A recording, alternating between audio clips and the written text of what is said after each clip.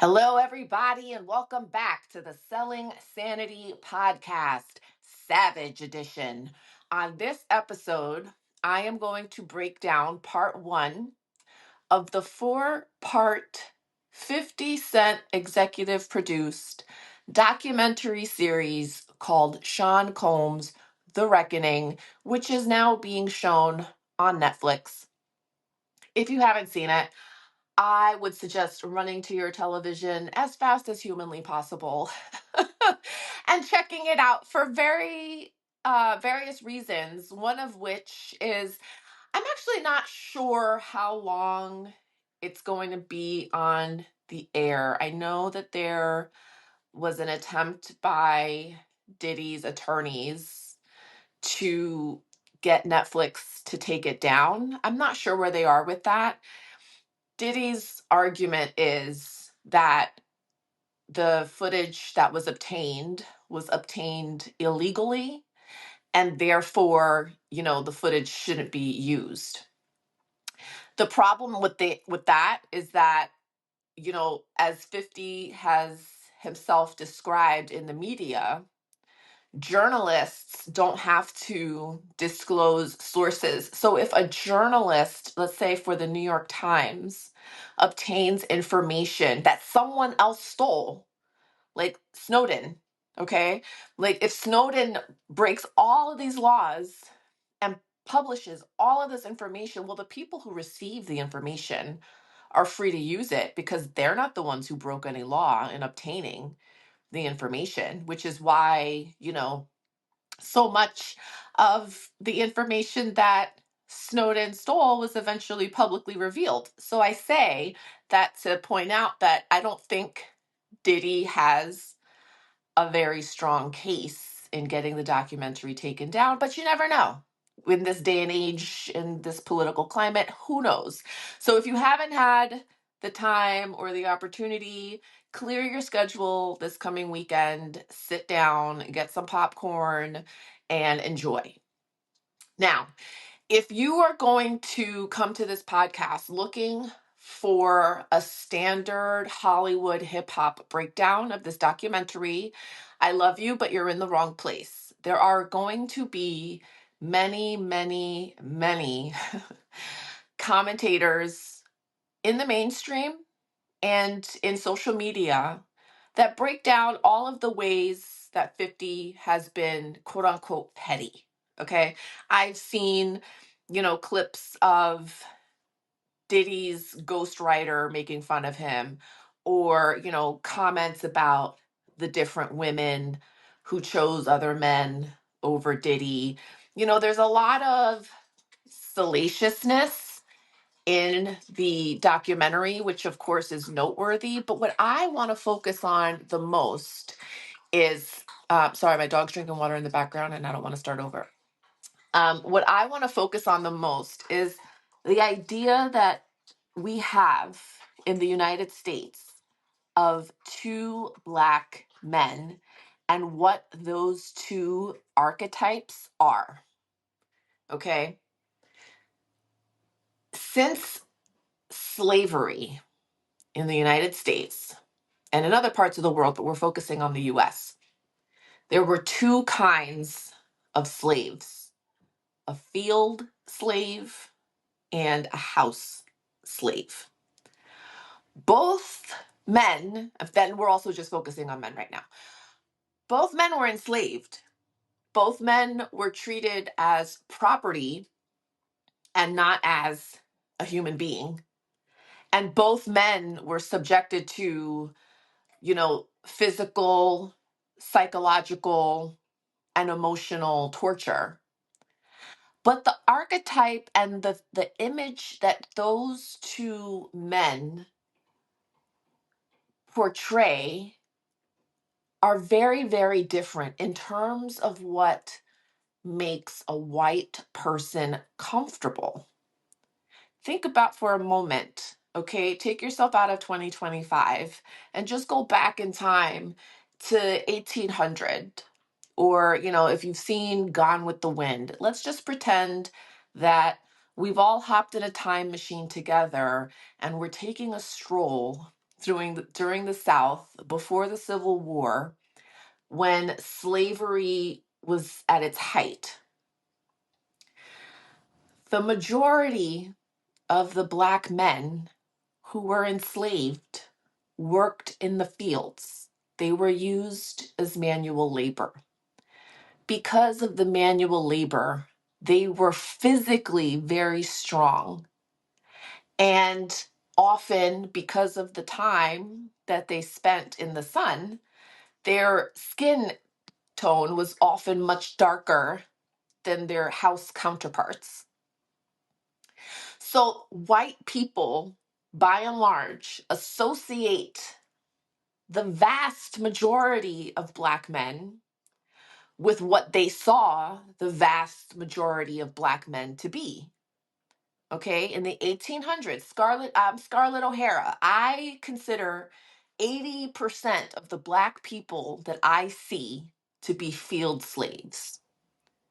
And since they work outside and in horrible conditions without the comfort of being indoors and without the, dignity of, meals being prepared a certain way or clothing that is, regularly washed, they view the majority of Black men as field slaves who are products, not people, and who perform the lowliest work that the white men don't want to do.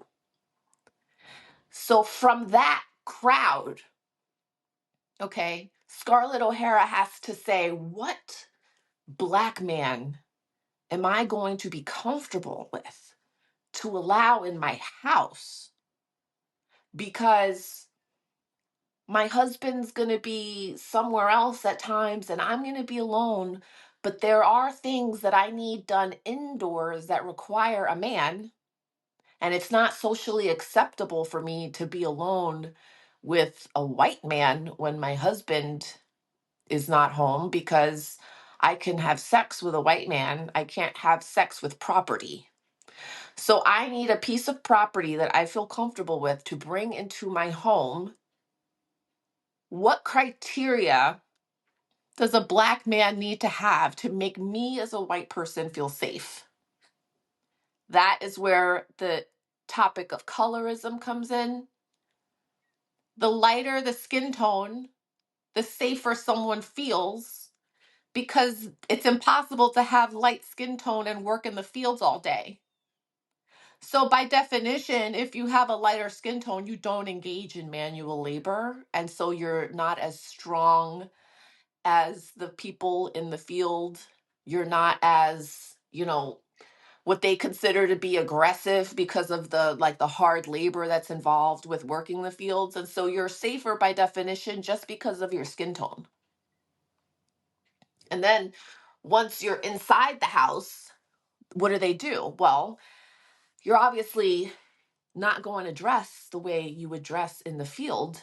So the white people kind of dollify the Black man who's been brought into the house because he's safer, either because he's got a lighter skin tone or because he's older and not as physically capable as the field Black men. Okay. So a good example of this is Samuel L. Jackson's character in Django. If you haven't seen that, that's another movie to go check out. It's amazing, by the way, how natural Leonardo DiCaprio is saying the word nigger, but I digress. So the suit, okay, becomes a part of the house slave image. You see this also in the movie The Butler, where Forrest Whitaker is playing, this butler in the White House. And, throughout history, the White House presidents have had all these Black butlers in these beautiful, tailored tuxedos. And that harkens back to the imagery of bringing the Black man in the house during slavery and dressing him up to be, visually suitable and compatible with the man's surroundings. And then what else do they do to the house slave? Well, they want the Black person to learn how to speak in a white vernacular. So the way in which words are used and communicated becomes a really distinguishing feature between the field slave and the house slave. A field slave is more likely to call another Black person a nigger because that's what they hear all day by their masters. A house slave is more likely to be identified by his name because in the house, you at least have the pretense of civility. So when I look at the Sean Combs The Reckoning documentary, one image that kept being shown to really great impact, in my opinion, is this side by side photo of Tupac Shakur and Sean Puffy Combs. And it's the camera angle is like beneath them looking up, and you see, you know, Tupac is in a brown type suit that's like loose fitting and almost seems like he could go out and do some gardening. Okay. And next to him is Combs, who's wearing a top hat, glasses, a very well tailored suit.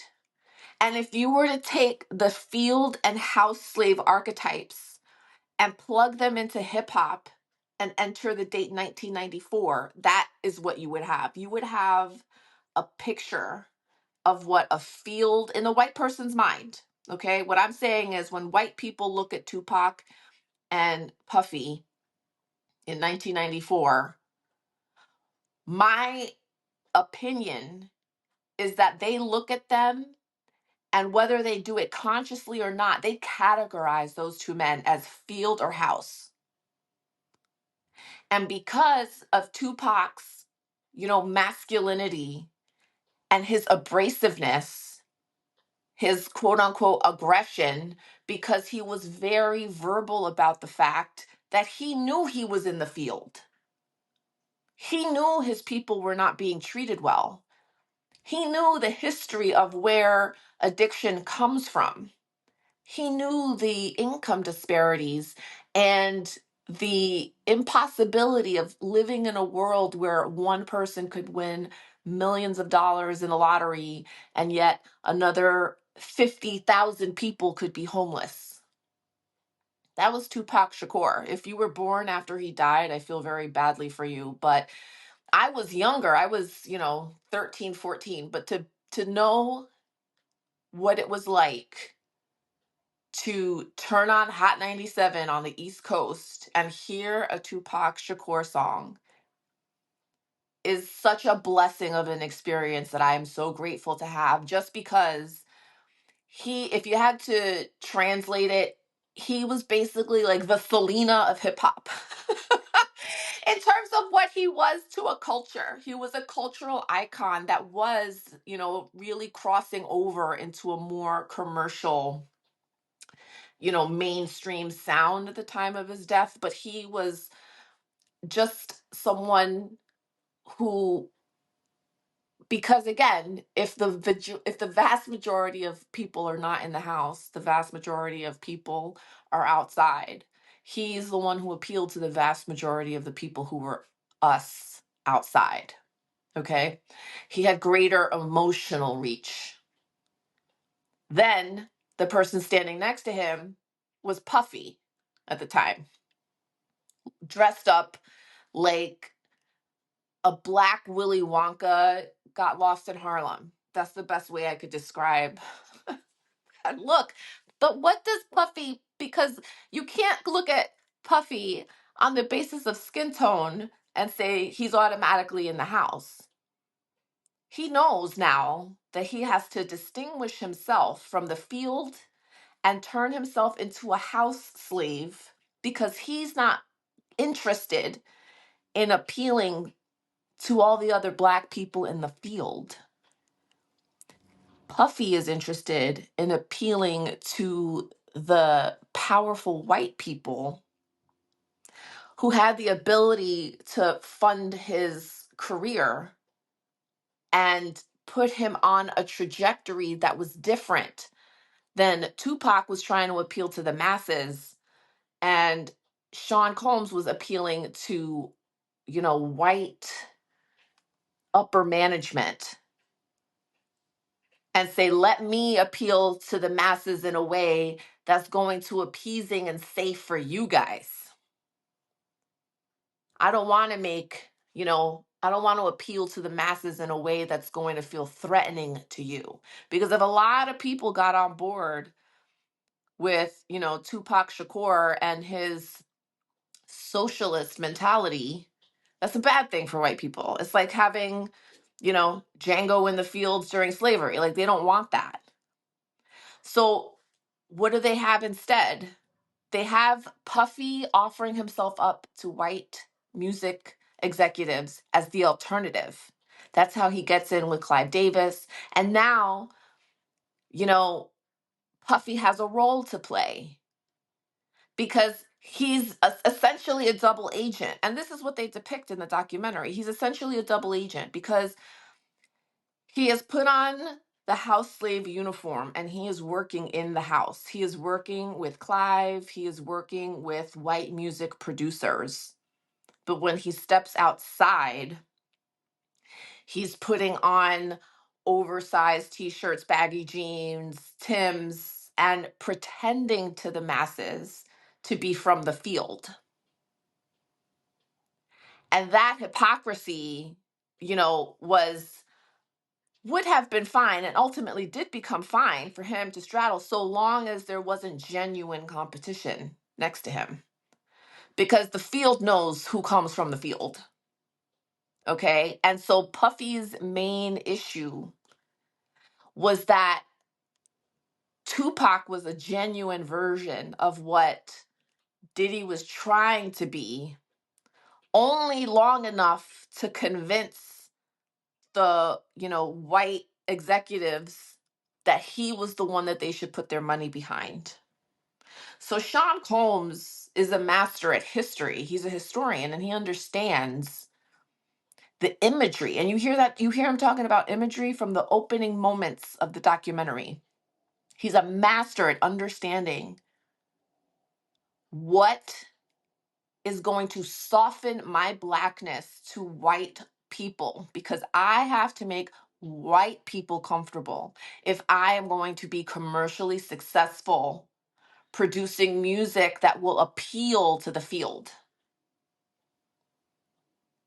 So he balances this and he decides that his imagery is going to be like, hip hop version of Sammy Davis. He's the entertainer. Entertainers are safe.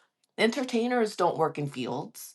Entertainers aren't really super big and strong. He's going to wear the, big, baggy, colorful, outfits and dance around in circles and produce other people and sit in hot tubs. And he's going to show you, white America, that he's the non-threatening black. So now, as his popularity increases, the choice between East Coast, West Coast, but really Tupac and Combs becomes very stark. The documentary does a decent job so far of explaining the beef, but essentially, as with a lot of hip hop beefs, what ultimately happens from the audience perspective is like this pissing contest between the East Coast and the West Coast. But what I think happened psychologically to Combs is, and this is just my opinion based on what I've seen on the documentary and what I remember from living in this era, my opinion is that Puffy was involved with the death of Tupac in order to get rid of competition. And once it seemed evident that he had some involvement, well, what's the best way to deflect involvement is to also get rid of the person that you think that they were competing against. So why would Puffy kill Biggie? Because he now owns all of Biggie's masters. He's made Biggie a martyr. And why would anyone think that Puffy killed Tupac? Obviously, this was gang related because now Biggie was also killed. If you have somebody who's really trying to emulate a mobster mentality and really trying to think like they're playing chess, not checkers, and they've seen The Godfather one too many times, it's very easy for me to draw a conclusion that, you know, if you saw Game of Thrones, this is one of those like Game of Thrones type of scenarios. Diddy's like, I'm going to get rid of Tupac because he keeps reminding the audience that I'm not really from the field. And as long as he's there to remind the audience that I am not one of them, I will never fully conquer that audience. It will remain divided on coastal, whatever loyalties. So he gets rid of Tupac. Now there's no East Coast, West Coast. There's just everyone and what's left. Him and Biggie. Because yes, we had Snoop and Death Row and all of those things. But like I said, there are many Tejano singers. There's only one Selena. There are many West Coast rappers. There's only one Tupac Shakur. So he gets rid of Tupac, and then the heat turns on Puffy, and he's getting asked in interviews, and in his white, affect house suit demeanor, he denies having any involvement. It's like, why would I do that? Absolutely not. And then what happens? His quote unquote best friend gets killed. He makes a chart topping tribute. He's on stage, I think at the MTV Awards, and he's like, put two fingers up for, Tupac Shakur and for, Biggie Smalls. And now he's the last man standing with Biggie's masters and no competition to remind audiences that he's not genuine and he's off to the races. So the story of Sean Diddy Combs is not just the surface. He's this kid, he grew up scrappy, he was abused, he managed to learn about the music industry, and then he found Biggie, and then there was this beef, and all of those things are chronologically and factually true. But what really is the underpinning to all of this is the fact that from a very early age, Sean Combs understood that white people put black men in two categories, field or house. And he decided he was going to be a double agent and play the field slave for the audience, but then take off all that clothes and put the suit on and put on the white affect and then go work in the house. And people of color do that to this day. It's called code switching. You're one outside, but you have to pretend to be something. But Sean, I think, did it in reverse. I think he was always of a house slave mentality, as opposed to other people being from the field trying to adjust to the house. He was a house slave mentality, just pretending, like Marie Antoinette was like pretending to be poor and working. That was Sean's thing. He was more of a house. And so when you're exposed to white people and their thought processes and the ways in which that they can get away with crime, depending on how the crime is structured, that's an episode for another day. But being around white people absolutely impacted the way that Sean Combs structured his business. And you learned about that so early on just because of the way he structured his business after, the deaths at the basketball game. He did it so that he would never have liability to pay out, any of the families of the victims. So his mom got 75% and his business associate got 25%. So he learned very early on how to structure crime. And that makes him, from a very early age, a white collar criminal. So stay tuned for more episodes on this. I think this is fascinating. I think, Curtis 50 Cent Jackson has done all of us a truly great service in however he legally obtained this footage.